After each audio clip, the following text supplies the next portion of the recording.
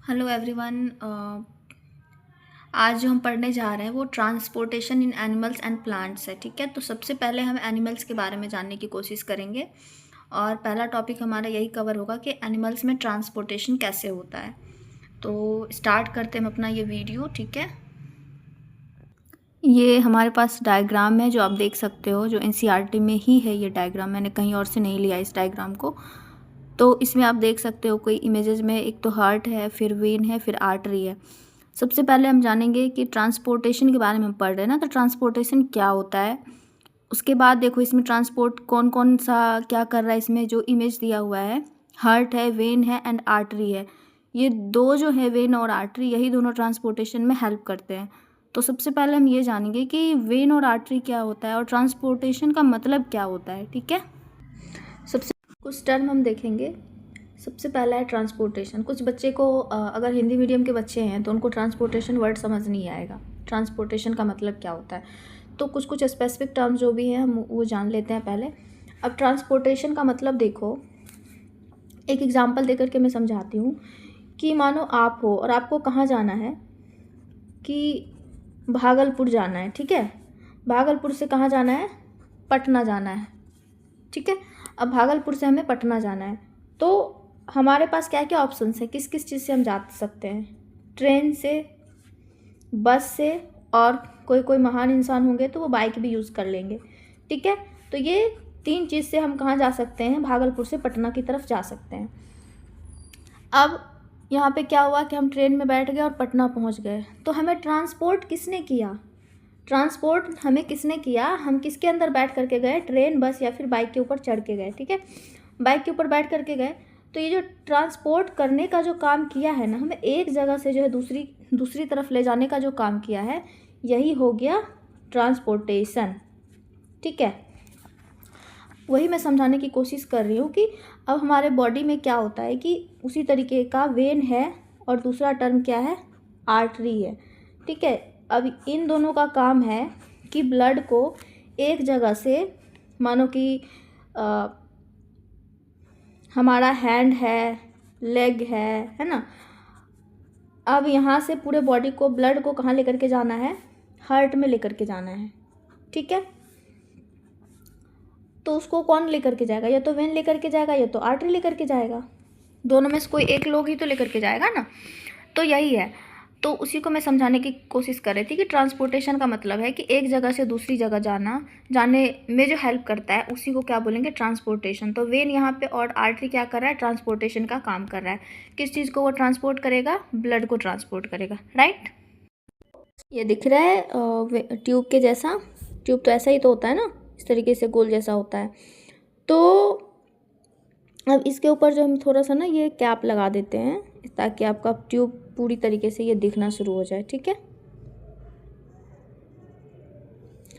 ठीक है, अब इसके अंदर से क्या होगा कि इसी रास्ते से होते हुए जो है ब्लड हमारा जाता है। तो इसका डेफिनेशन हम क्या बोल सकते हैं कि vein is the one of the tubes which carry क्या कैरी कर रहा है, ब्लड कैरी कर रहा है, which carry blood from all parts of your body to your heart. ठीक है, पूरे बॉडी से, हाथ से, पैर से, कहीं से भी पूरे बॉडी से ब्लड को लेकर के आएगा और कहाँ लेकर के आएगा, हमारे हार्ट में लेकर के आएगा। ठीक है, हार्ट में लेकर के आएगा।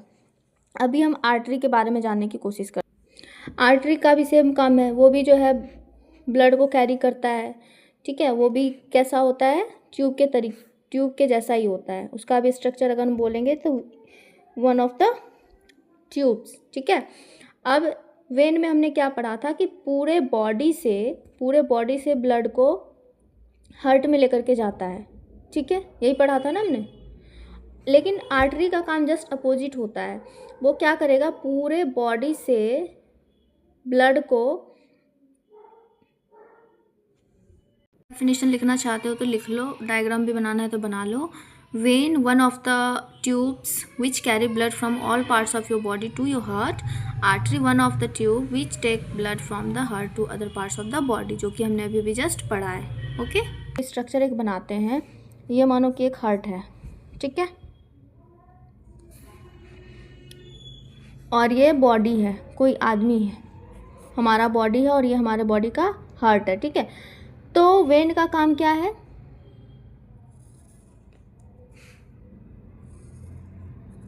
वेन का अभी अभी हमने पढ़ा था कि वेन क्या करता है, हार्ट से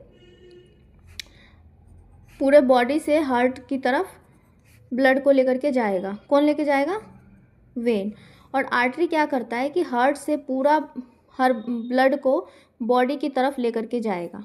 तो ये क्या हो गया? हमारा आर्टरी हो गया। बस यही डिफरेंस है। वेन का काम क्या है कि बॉडी से ब्लड को हार्ट की तरफ लेकर के जाना, और आर्टरी का काम है हार्ट से ब्लड को बॉडी की तरफ लेकर के जाना। ठीक है, गॉट माई पॉइंट? इसको देख करके बिल्कुल घबराना नहीं है कि ये क्या है, मैम ने क्या लिख दिया, समझ नहीं आ रहा। देखो ये थोड़ा सा ना मैंने थोड़ा सा हाई लेवल का कर दिया है, बट आप समझ लो बस थोड़ा सा, एटलीस्ट टर्म आपको पता रहेगा तो बेटर होगा। हम ब्लड के बारे में अभी जानने की कोशिश कर रहे हैं कि ब्लड क्या है। ब्लड क्या है? Blood is the fluid which flows in blood vessels. Blood क्या है? एक फ्लूइड है जो कि ब्लड वेसल्स में फ्लो होता है। हमें ब्लड वेसल्स तो पता है ही।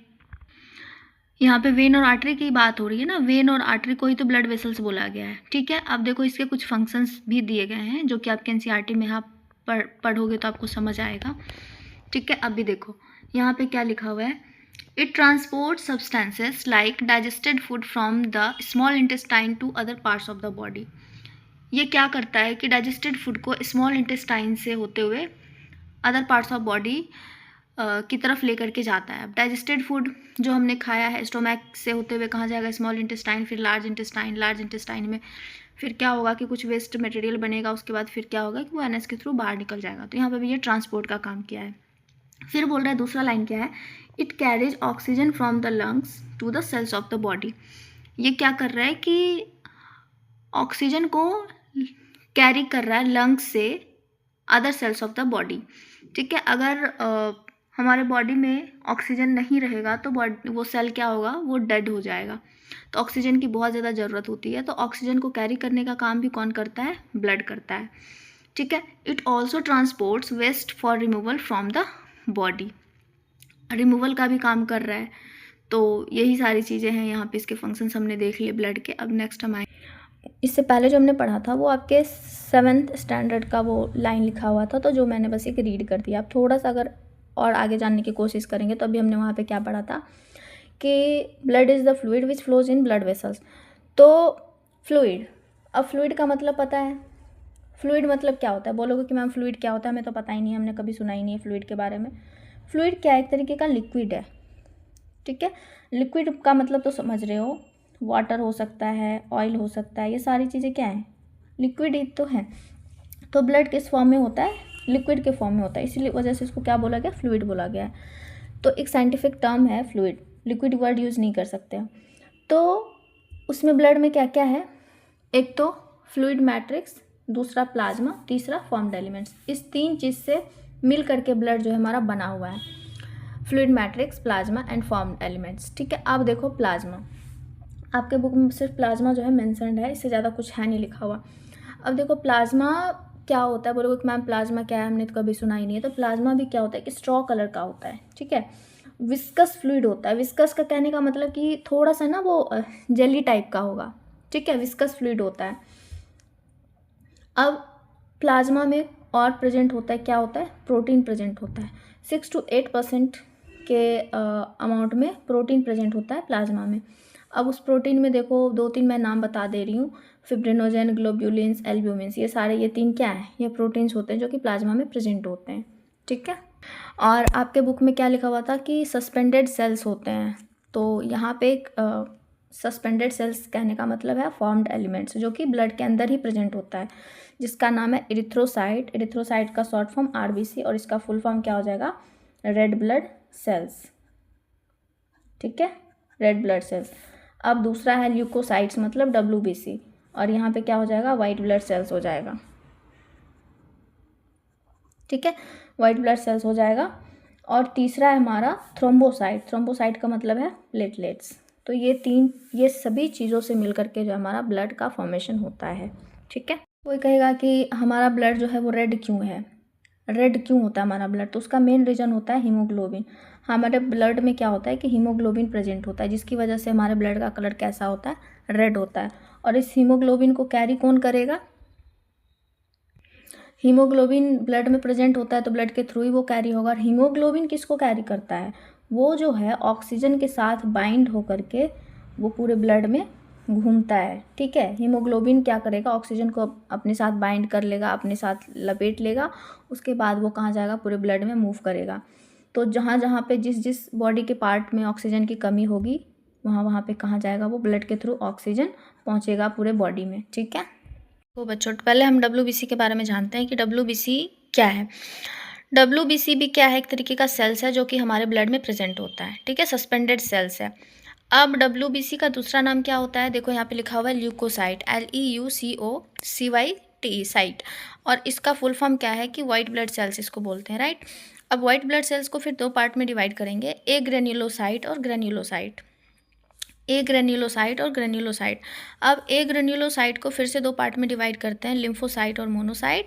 और ग्रेन्युलोसाइट को फिर तीन पार्ट में डिवाइड करेंगे, न्यूट्रोफिल, यहाँ पे स्पेस नहीं था इस वजह से मैंने पूरा नहीं लिखा, न्यूट्रोफिल, बेसोफिल एंड ईसोनोफिल। ठीक है, अब देखो कि आप कंफ्यूज कर जाओगे कि लिम्फो और मोनो, न्यूट्रो, बेसो, ईसोनोफिल किस में प्रेजेंट होगा। तो मैंने एक थोड़ा सा कोड आपको मैं देती हूँ याद करने के लिए।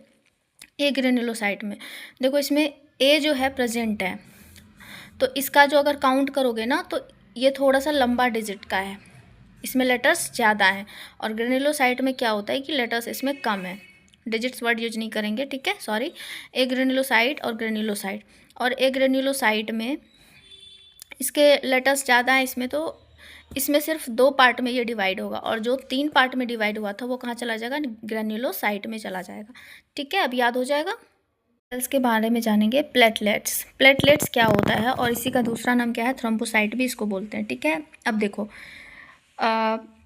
कोई एक बच्चा है, वो क्या कर रहा है, खेल रहा है। ठीक है, फुटबॉल खेल रहा है, कुछ भी खेल रहा है। तो वो खेलते खेलते क्या हुआ, अचानक से गिर गया। अचानक से गिरने के बाद क्या हुआ कि उसके घुटने में जो है चोट लग जाती है। चोट लगने के बाद क्या होता है कि ब्लड आना शुरू हो जाता है।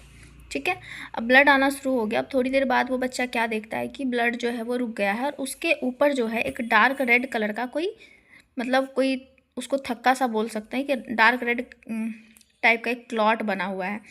उसी क्लॉट को क्या बोलेंगे, प्लेटलेट्स। तो कोई भी क्वेश्चन करेगा कि हमारा जो कट जाता है कहीं पे हाथ वगैरह या फिर कुछ भी कट गया, तो वो कुछ टाइम बाद क्या होता है कि ब्लड रुक जाता है, वहाँ पे एक क्लॉट टाइप का कुछ बनता है। वो किसकी वजह से होता है, तो उसमें मेन रोल किसका है, प्लेटलेट्स का है। प्लेटलेट्स की वजह से ही वो ब्लड जो होता है, क्या बहना जो होता है वो रुक जाता है। ठीक है,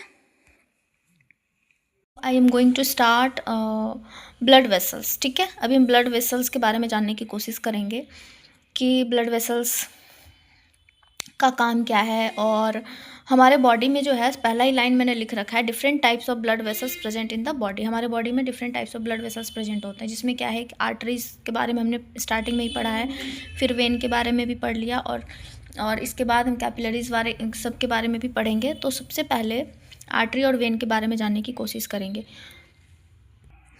अब देखो हमने क्या पढ़ा था स्टार्टिंग में ही कि हार्ट से बॉडी की तरफ जो वेसल्स लेकर के जाती है ब्लड को, उसको क्या बोलते हैं, आर्टरी होती है ना हमारी, जो कि हार्ट से पूरे बॉडी में ब्लड को लेकर के जाती है। और फिर बॉडी से हार्ट की तरफ जो लेकर के जाएगा वो क्या था, हमारा वेन था। अब एक बात समझो कि हार्ट का काम हम थोड़ा सा ये जान लेते हैं कि हार्ट का काम क्या है कि ब्लड को प्यूरिफाई करना। ब्लड बनता कहाँ पे, हार्ट के अंदर ही बनता है। तो ऑब्वियसली हार्ट से होते हुए ही ब्लड जाएगा पूरे बॉडी में, फिर पूरा बॉडी ब्लड को यूज़ करके फिर कहाँ भेजेगा, वापस हार्ट में भेजेगा। ये प्रोसीजर चलता रहता है। अब बताओ कि हार्ट से जो है पूरे बॉडी में ब्लड चला गया। अब ये ब्लड क्या हुआ, हार्ट क्या क्या सबसे पहले ब्लड को प्यूरिफाई करता है। प्यूरिफाइड ब्लड ही कहाँ जाएगा, पूरे बॉडी में जाएगा। प्यूरिफाइड कहने का मतलब है कि इस जगह पे O2 का कंसंट्रेशन जो है वो बहुत ज़्यादा रहता है। ठीक है, प्यूरिफाइड ब्लड में O2 का कंसंट्रेशन ज़्यादा होगा, ऑक्सीजन हाईली अमाउंट में प्रेजेंट होता है। इसी वजह से आर्टरी जो होता है उसको पूरे बॉडी में वो ब्लड को लेकर के जाएगा। और इस टर्म को क्या यूज़ करेंगे, इस टर्म का एक नाम दिया गया है कि ऑक्सीजनेटेड ब्लड। नाम से ही पढ़ो कि ऑक्सीजनेटेड ब्लड, कहने का मतलब है कि यहाँ पे ऑक्सीजन का कंसंट्रेशन बहुत ज़्यादा होगा, इसीलिए ऑक्सीजनेटेड ब्लड ये कहलाया है। अब नीचे जस्ट इसका अपोजिट हो जाएगा। अब देखो कि हमने क्या पढ़ा है, बचपन से हमें यही पढ़ाया जाता है कि ऑक्सीजन जो है, हम जब सांस लेते हैं तो ऑक्सीजन हमारे अंदर जाता है और जब बाहर निकालते हैं एक्सेल करेंगे तो वहाँ पे CO2 बाहर आता है। ठीक है, हमें यही बताया गया है कि यही रेस्पिरेशन कहलाता है। तो अब देखो कि यहाँ पे बॉडी ने क्या किया, पूरा का पूरा ब्लड जो होता है यूज़ कर लिया। बॉडी ने अगर यूज़ कर लिया ब्लड, तो वहाँ पे क्या होगा कि आप लोगों को समझाने के लिए एक वर्ड मैं यूज़ कर रही हूँ कि वो ब्लड क्या हुआ, थोड़ा सा गंदा हो जाता है। गंदा कहने का मतलब कि वहाँ पे CO2 का कंसनट्रेशन जो है वो क्या हो जाएगा, ज़्यादा हो जाएगा। अब CO2 का कंसनट्रेशन ज़्यादा हो जाएगा तो हमने क्या पढ़ा था कि CO2 जो होता है नोज़ के थ्रू वो फिर बाहर आ जाता है। इसी तरीके से यहाँ पे भी क्या होगा कि पूरे CO2 को लेकर के ये ब्लड जो गंदा हो गया, इस ब्लड को लेकर के फिर वेन का काम आएगा। वेन जी क्या करेंगे, सारे ब्लड को लेकर के फिर वापस हार्ट में जाएंगे। जहाँ पे भी CO2 का कंसनट्रेशन ज़्यादा होगा उस सब ब्लड को लेकर के वापस वो हार्ट में जाएंगे। हार्ट फिर से अपना काम क्या करेगा कि वो फिर से प्यूरीफाई करेगा ब्लड को, फिर वापस से आर्टरी। तो इस तरीके से ये मैकेनिज्म जो है ना चलता रहता है। तो यहाँ पे CO2 का कंसनट्रेशन, यहाँ पे ऑक्सीजनेटेड टर्म हमने यूज़ किया। अब यहाँ पे क्या हो जाएगा, डीऑक्सीजनेटेड ब्लड हो जाएगा। मतलब कि यहाँ पे ऑक्सीजन का कंसनट्रेशन कम है, इसी वजह से इसको क्या बोल दिए, डीऑक्सीजनेटेड ब्लड। और CO2 का कंसनट्रेशन इसमें क्या हो जाएगा, ज़्यादा हो जाएगा। तो अब आपसे कोई पूछेगा कि आर्टरी का फंक्शन बताओ, वेन का फंक्शन बताओ, आर्टरी और वेन क्या होता है, ब्लड वेसल्स के बारे में बताओ, तो आप तो लिख दोगे अच्छे से आराम से। अगर एग्ज़ाम में कोई भी क्वेश्चंस आए तो इस पर मुझे नहीं लगता कि अब कभी भी गलत होगा आपका क्वेश्चन। ठीक है, यही मैंने यहाँ पे लिख दिया है जो मैंने आपको वहाँ पे समझाया था कि देखो, artery carry oxygen rich blood from the heart to all parts of the body. ये हार्ट से ऑक्सीजन रिच ब्लड को लेगा और पूरे बॉडी में लेकर के जाएगा।